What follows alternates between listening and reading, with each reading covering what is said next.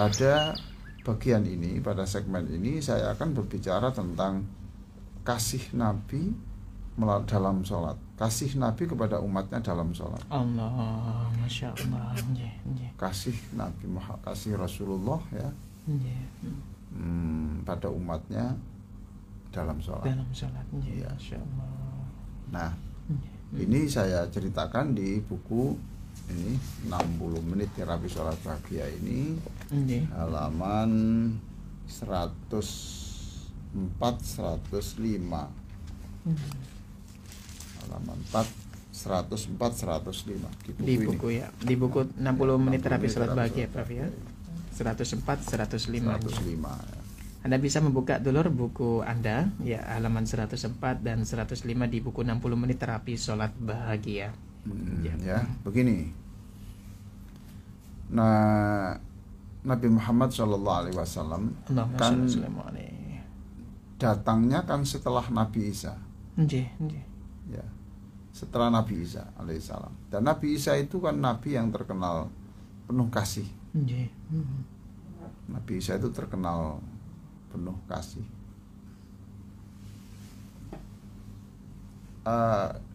Bagaimana bentuk kasihnya Nabi Isa alaihissalam?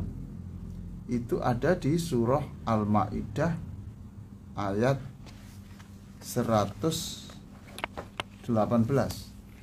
Surat Al-Maidah ayat 118 ya, 118. Itu kasihnya, bentuk ekspresi kasihnya siapa ini?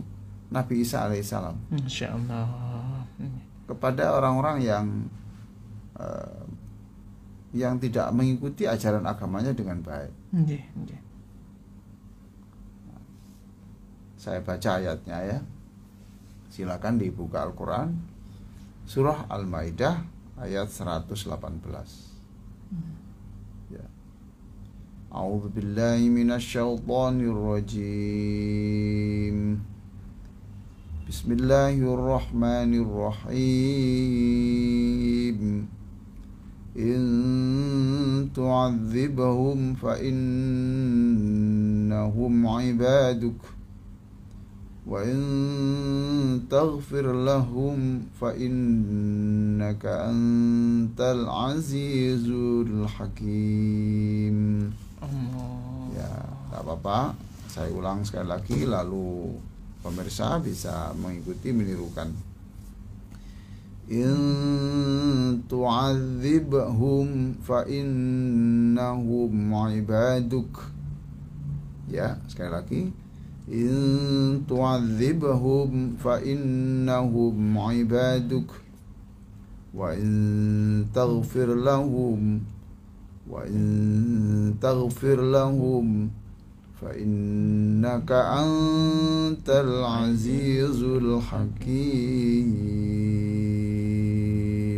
Allah. Ini Nabi Isa berbicara kepada Allah. Ayat-ayat sebelumnya itu berbicara soal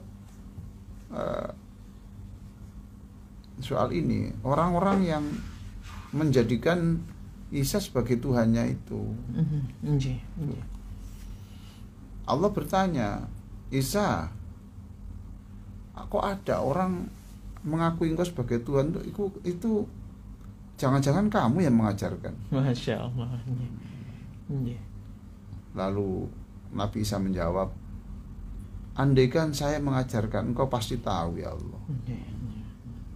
Saya tidak mengajarkan itu, tetapi mereka sendiri yang membikin-bikin begitu. Nah, kan berarti salah toh? Iya, salah.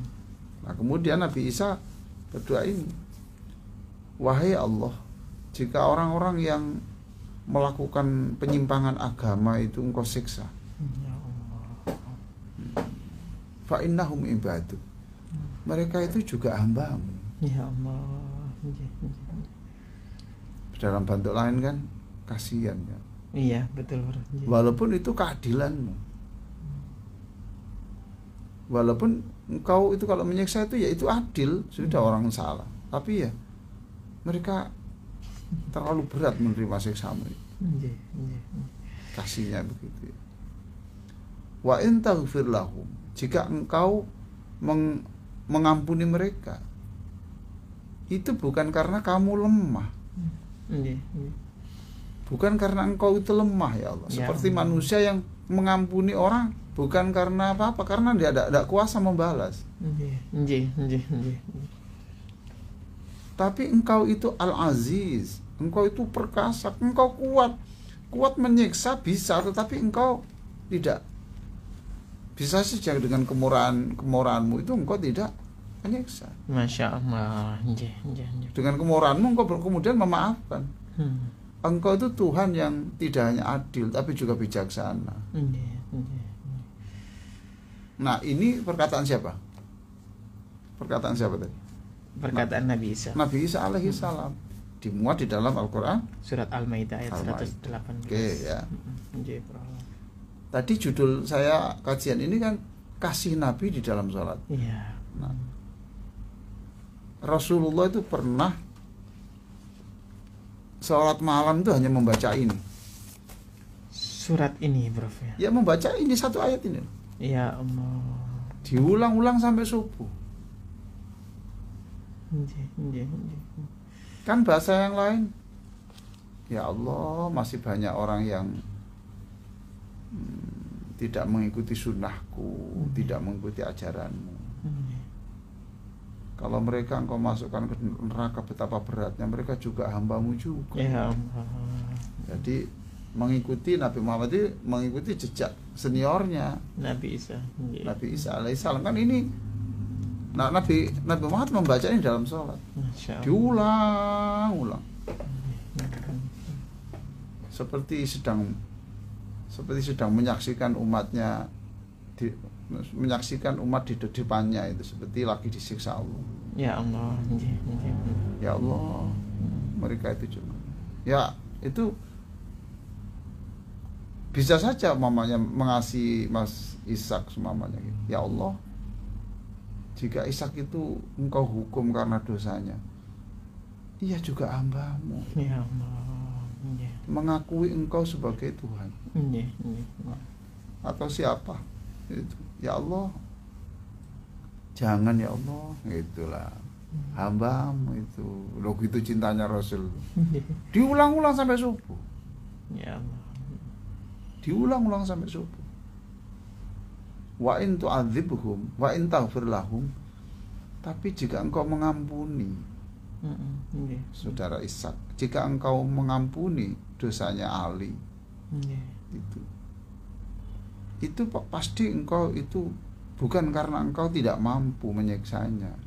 Naudzubillah, ya. Masya Allah. Bukan karena mampu, tapi engkau itu perkasa, tapi dengan kemurahanmu itu loh bisa. Maka sekarang tunjukkan kemurahanmu kepada mereka. Masya Allah. Ya Allah. Jadi inilah yang saya sebut kasih Nabi kepada umatnya dalam sholat. Luar biasa ya kasihnya Nabi. Kita tidak terlalu, jadi cinta Nabi kepada kita itu melebihi cinta Nabi kepada kita. Jadi cinta kita kepada Nabi tidak ada apa-apanya dibanding cinta beliau kepada kita. Ya Allah. Ya. In tu'adzibhum fa innahum ibaduk wa in taghfir lahum fa innaka antal azizul hakim. Ya Allah. Nah, berdasarkan ayat ini Ibnul Qayyim Al-Jauziyah itu mengatakan, ini ulama besar ya, ulama ini muridnya Ibnu Taimiyah, kemudian menjadi gurunya imam-imam yang sekarang di Arab Saudi itu. Ibnu Taimiyah itu ya, Prof, ya. Saudi Arabia itu. Maka kalau kita ke sana mesti buku-buku itu yang terbanyak. Dan juga khatib-khatib Jumat selalu, sejauh yang saya tahu ya, gitu, hampir selalu mengutip perkataan Ibnul Qayyim Al-Jauziyah ini. Dia mengatakan begini, ya saya juga begitu. Saya kalau kalau menemukan ayat yang itu terkait dengan penyakit saya mamanya gitu, ya saya ulang sampai 100 kali. Sampai 100 kali ya Prof. Nggih. Bahkan sampai subuh. Masya Ya saya niru Nabi. Kalau saya punya masalah ya saya ulang-ulang. Jadi tidak apa-apa kalau Anda itu ingin mengharapkan kasih Allah, kemudian ketika membaca Bismillahirrahmanirrahim tidak dilanjutkan Alhamdulillah dulu. Bismillahirrahmanirrahim. Kasih-Mu ya Allah, belas kasih-Mu ya Allah, welas asih-Mu ya Allah. Bismillah. Baru kemudian Alhamdulillahirabbil alamin. Alhamdulillahirabbil alamin. Ya Allah. Alhamdulillahirabbil alamin. Saya ini kok, Masya Allah, saya kok masih hidup, saya kok masih sehat, saya kok masih ada saja yang saya makan, padahal pekerjaan saya tidak jelas. Masya Allah. Alhamdulillahirabbil alamin. Jadi kalau mamanya saya juga mamanya gini, menemukan gini Mas ya. Menemukan surat Hud ayat 44. Wa qila ya ardu bla'i ma'aki wa ya sama'u aqla'i wa ya sama'u aqla'i wa ghidal ma'u wa qudiyal amru wastawat 'alal judi wa qila bu'dan lil qaumidz zalimin. Itu kan kisahnya Nabi Nuh ya. Nabi Nuh. Ketika Nabi Nuh meminta agar supaya ini banjir sudah cukup lah gitu. Menghancurkan itu sudah cukup. Terus Allah kemudian mengabulkan dengan Allah mengatakan kepada langit, langit stop, hujannya stop, wahai bumi sekarang bukalah mulutmu, tolong air yang menggenang sampai setinggi gunung itu ditelan. Ya Allah. Dalam sekejap, lep, habis, terus hujan. Nah, karena dalam tubuh saya ini, dalam tubuh saya ini ada virus yang itu tidak bisa dimatikan. Virus kan tidak bisa dimatikan. Iya, betul. Kan selalu berkembang, menggerogoti. Ya saya sambil membayangkan saya sendiri, ya. Saya membayangkan, ya Allah, hentikanlah gerakan virus dalam tubuh saya itu seperti Engkau menghentikan air hujan dari langit. Ya Allah. Engkau Maha Kuasa. Engkau ya Allah Maha Kuasa menghentikan hujan sederas itu dari langit. Pasti lebih mudah bagimu hanya untuk mengecilkan virus yang kecil ini dalam tubuh saya. Saya ulang gitu. Jadi mengulang-ulang. Nabi Muhammad itu sayangnya seperti itu. Maka beliau mengatakan, sudahlah kamu sholat itu membaca satu ayat ya, tapi itu sampai kamu setelah sholat itu selalu terasa. Itu lebih baik dari kamu itu membaca Quran, khatam satu Quran ya, tapi tidak membekas.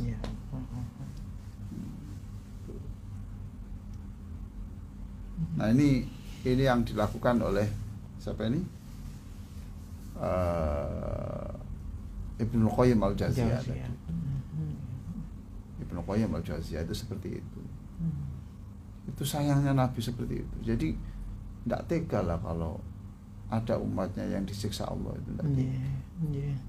Tidak tega. Nabi itu waktu kurban saja itu menyembelih itu mengatakan, ini saya kurban ya Allah untuk aku dan seluruh umatku. Masya Allah.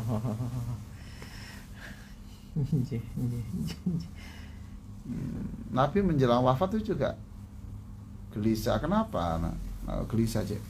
Israel tanya, Jibril tanya, kenapa kamu gelisah? Iya ya lah, kalau saya nanti mati yang ngurus umatku siapa ya? Ya Allah. Yang ngurus umatku siapa nanti? Kan sudah tidak ada lagi nabi. Iya. Terus Jibril mengatakan sudah, nanti Allah yang ngatur itu. Oh gitu. Ya. Cintanya kepada umatnya itu seperti itu. Nah, kita harus belajar. Jadi kalau Anda itu kepala sekolah, Anda harus memang mengasihi seluruh guru dan karyawan itu. Ya Allah. Ya, didoakan. Cinta. Pokoknya kalau dalam kehidupan apa saja itu ada rasa cinta, itu damai.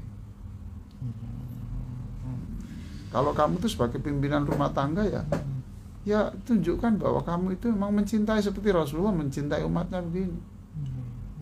Kamu sebagai apa, menteri, ya sudah cintai. Kamu pokoknya cintailah itu seperti cinta Nabi Isa alaihissalam, seperti cintanya Rasulullah SAW yang diekspresikan melalui ayat-ayat yang diulang sampai subuh.